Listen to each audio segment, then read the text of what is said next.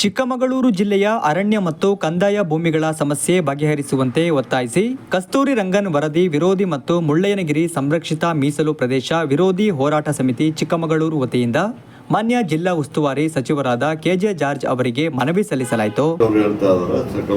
ಅದಕ್ಕೆ ಸ್ವಲ್ಪ ಎಫೆಕ್ಟ್ ಆಗುವಂತ ಹೇಳ್ತಾರೆ. ಅದನ್ನೆಲ್ಲ ಇನ್ನು ಕ್ಯಾಬಿನೆಟ್ ಡಿಸ್ಕಷನ್ ಬಂದ ಮೇಲೆ ಅದನ್ನ ಮಾಡ್ತೀವಿ. ಯಾಕಂದ್ರೆ ಅಲ್ಲಿ ಅಸಾಡಸ್ ಇದು ಇಂಡಸ್ಟ್ರಿ ಬರಬಾರ್ದು, ಇನ್ನೊಂದು ಬರಬಾರ್ದು, ಮೈನಿಂಗ್ ಇದು ಬರಬಾರ್ದು ಹಾಕಿದ್ದಾರೆ. ನಮ್ಮ ರಿಕ್ವೆಸ್ಟ್ ರಾಜ್ಯ ಸರ್ಕಾರ ರೈತರ ಪರವಾಗಿ ನಿಲ್ಲಬೇಕು. ಅಲ್ಲ, ಏನು ನಿಮ್ ರೈತರ ಪರವಾಗಿ ಏನು ಹೇಳ್ಬೇಕು ಹೇಳಿದ್ರೆ ಫಿಸಿಕಲ್ ವೆರಿಫಿಕೇಶನ್ ಮಾಡಿಸಿ ಅಂತ ಕೇರಳದಲ್ಲಿ ಭೂಮಿನ ಹೊರಬಿಟ್ಟಂತ ಸಂದರ್ಭದಲ್ಲಿ ಫಿಸಿಕಲ್ ವೆರಿಫಿಕೇಶನ್ ಆಯ್ತು. ಇದು ಸ್ಯಾಟಲೈಟ್ ಮ್ಯಾಪ್ ಇಂದ ಮಾಡಿ everything green is covered as ಬಳಿಕ ಮಾತನಾಡಿದ ಕಸ್ತೂರಿ ರಂಗನ್ ವರದಿ ವಿರೋಧಿ ಮತ್ತು ಮುಳ್ಳಯ್ಯನಗಿರಿ ಸಂರಕ್ಷಿತ ಮೀಸಲು ಪ್ರದೇಶ ವಿರೋಧಿ ಹೋರಾಟ ಸಮಿತಿ ಪ್ರಧಾನ ಸಂಚಾಲಕರಾದ ವಿಜಯಕುಮಾರ್ ಅವರು ಮಾತನಾಡಿ ಆದಷ್ಟು ಬೇಗ ಜಿಲ್ಲೆಯ ಅರಣ್ಯ ಮತ್ತು ಕಂದಾಯ ಭೂಮಿಗಳ ಸಮಸ್ಯೆಯನ್ನು ಬಗೆಹರಿಸಿ ಎಂದು ಒತ್ತಾಯಿಸಿದ್ದಾರೆ. ಇವತ್ತು ಪೂರ್ವ ನಿಗದಿಯಂತೆ ಚಿಕ್ಕಮಗಳೂರು ಜಿಲ್ಲಾ ಉಸ್ತುವಾರಿ ಸಚಿವರಿಗೆ ನಾವು ಕಸ್ತೂರಿ ರಂಗನ್ ವರದಿ ಮತ್ತು ಮುಳ್ಳಯ್ಯನಗಿರಿ ಯೋಜನೆ ವಿರೋಧಿ ಹೋರಾಟ ಸಮಿತಿ ವತಿಯಿಂದ ಸಮಸ್ಯೆಗಳ ಕುರಿತು ಜಿಲ್ಲೆಯ ಸಮಸ್ಯೆಗಳ ಕುರಿತು ಚರ್ಚೆ ಮಾಡ್ತಕ್ಕಂಥ ಸಮಯವನ್ನು ಕೇಳಿದ್ವಿ. ಅದಕ್ಕೆ ತಕ್ಕಂತೆ ಅವರು ಸಮಯವನ್ನು ನಮಗೆ ನಿಗದಿ ಮಾಡಿ ಕೊಟ್ಟಿದ್ದರು. ಇವತ್ತು ನಾವು ಮನವಿಯನ್ನು ನೀಡಿ ನಮ್ಮಲ್ಲಿರ್ತಕ್ಕಂಥ ಡೀಮ್ಡ್ ಫಾರೆಸ್ಟ್ಗೆ ಈಗಾಗಲೇ ಕೇಂದ್ರ ಸರ್ಕಾರ 4/8/23 ಡೀಮ್ಡ್ ಅಂತಕ್ಕಂಥ ಪದವನ್ನು ತೆಗೆದು ಹಾಕಿದ್ದೀವಿ. ಇನ್ನು ಮುಂದೆ ಡೀಮ್ಡ್ ಫಾರೆಸ್ಟ್ ಇರೋದಿಲ್ಲ ಅಂತಕ್ಕಂಥ ಗೆಜೆಟನ್ನು ಹೊರಡಿಸಿದೆ ಅಂತಕ್ಕಂಥ ಮಾಹಿತಿಯನ್ನು ಈಗಾಗಲೇ ಒಡಿಶಾ ಗೌರ್ಮೆಂಟಿನ ಮುಖ್ಯ ಕಾರ್ಯದರ್ಶಿಯವರು ಅವರ ರಾಜ್ಯ ಇಲಾಖೆಗಳಿಗೆ ಕಳಿಸ್ಕೊಂಡಿರ್ತಕ್ಕಂಥ ಪ್ರತಿಯ ಆಧಾರದಲ್ಲಿ ನಾವು ಇವತ್ತು ಮಾತುಕತೆಯನ್ನು ನಡೆಸಿದ್ದೇವೆ. ಅದನ್ನು ಸಚಿವರ ಗಮನಕ್ಕೆ ತಂದು ಅದನ್ನು ರಾಜ್ಯ ಸರ್ಕಾರದಲ್ಲಿ ಕ್ರಮ ಕೈಗೊಳ್ಳಬೇಕು ಅಂತ ಮನವಿಯನ್ನು ಮಾಡಿದ್ದೀವಿ. ಅದೇ ರೀತಿಯಲ್ಲಿ ಕಸ್ತೂರಿ ರಂಗನ್ ವರದಿಯನ್ನು ಇಂಪ್ಲಿಮೆಂಟ್ ಮಾಡೋದಕ್ಕಿಂತ ಮೊದಲು ಕಸ್ತೂರಿ ರಂಗನ್ ವರದಿಯನ್ನು ಪರಿಶೀಲನೆ ಮಾಡಲಿಕ್ಕೆ ನಿಯೋಜನೆ ಮಾಡಿರ್ತಕ್ಕಂಥ ಸಂಜಯ್ ಕುಮಾರ್ ನೇತೃತ್ವದ ಸಮಿತಿ ಚಿಕ್ಕಮಗಳೂರು ಮತ್ತು ಕರ್ನಾಟಕದ ಭಾಗಗಳಿಗೆ ಕಡ್ಡಾಯವಾಗಿ ಆಗಮಿಸಿ ಜನರ ರೈತರ ಸಮಸ್ಯೆಗಳನ್ನು ತಿಳಿದುಕೊಂಡು ಮುಂದುವರೆದು ಅವರು ತಮ್ಮ ಕಾರ್ಯಪ್ರವೃತ್ತರಾಗಬೇಕು ಅಂತ ಹೇಳ್ಬಿಟ್ಟು ಒತ್ತಡವನ್ನು ಮಾಡಿದ್ವಿ. ಅದಕ್ಕೆ ಮಂತ್ರಿಗಳು ಸಕಾರಾತ್ಮಕವಾಗಿ ಒಪ್ಪಿಗೆಯನ್ನು ಸೂಚಿಸ್ತಾರೆ.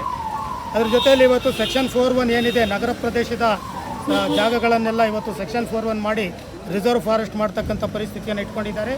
ನಗರದ ಅಭಿವೃದ್ಧಿಗೆ ಮತ್ತು ಗ್ರಾಮದ ಅಭಿವೃದ್ಧಿಗೆ ಬೇಕಾಗ್ತಕ್ಕಂಥ ಜಮೀನನ್ನು ಉಳಿಸಿಕೊಂಡು ನಾವು ಉಳಿಕೆಯದನ್ನು ಸೆಕ್ಷನ್ 4(1)ಗೆ ಅವಕಾಶ ಮಾಡಿಕೊಡಬೇಕು. ಮತ್ತು ಯಾವುದೆಲ್ಲ ಕಳೆದ 3 ವರ್ಷದ ಹಿಂದೆ ಸುಮಾರು 30-40 ವರ್ಷಗಳಿಂದ ಇದೆ ಅದನ್ನೆಲ್ಲ ಸೆಕ್ಷನ್ 4(1)ಅನ್ನು ರದ್ದು ಮಾಡಿ ಹೊಸದಾಗಿ ತಾವು ಭೂಮಿಯ ಲಭ್ಯತೆ ಮೇಲೆ ರೈತರ ಸ್ಥಿತಿಗತಿ ಮತ್ತು ಗ್ರಾಮದ ಸ್ಥಿತಿಗತಿಗಳ ಮೇಲೆ ಹೊಸದಾಗಿ ಸೆಕ್ಷನ್ 4(1)ಅನ್ನು ಜಾರಿ ಮಾಡಬೇಕು ಅಂತಕ್ಕಂಥದ್ದನ್ನು ಮನವಿಯನ್ನು ಮಾಡಿದ್ದೀವಿ.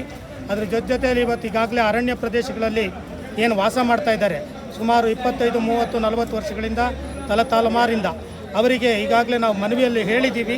ತಾವು ಜಂಟಿ ಸರ್ವೆಯನ್ನು ಮಾಡಿ ಎಷ್ಟು ಭೂಮಿಯಲ್ಲಿ ಅವರು ಇದ್ದಾರೆ ಅವರಿಗಿರ್ತಕ್ಕಂಥ ಜಾಗವನ್ನು ಬಿಟ್ಟು ಉಳಿಕೆ ಇರತಕ್ಕಂಥ ರೆವಿನ್ಯೂ ಭೂಮಿಗಳೇನಾದರೂ ಕೊಡಬೇಕಾದ ಸಂದರ್ಭದಲ್ಲಿ ಬದಲಿ ಜಮೀನಾಗಿ ಕೊಟ್ಟು ಅವರನ್ನು ಯಥಾಸ್ಥಿತಿಯಲ್ಲಿ ಆ ಅರಣ್ಯ ಭಾಗದಲ್ಲಿ ಏನಿದ್ದಾರೆ ಆ ಭಾಗದಲ್ಲಿ ಉಳಿಸಬೇಕು ಅಂತಕ್ಕಂಥ ವಿಚಾರವನ್ನು ಹೇಳಿದ್ದೀವಿ.